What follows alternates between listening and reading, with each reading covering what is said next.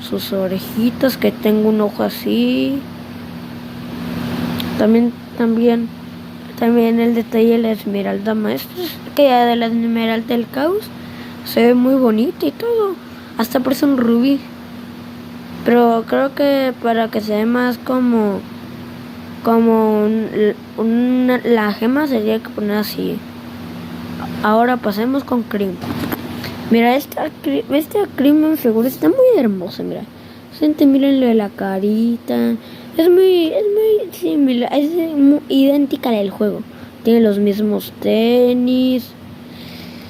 Tiene ¿qué es esto? No me acuerdo cómo se llama. Sus pestañitas, sus orejas son iguales de grandes como las del juego.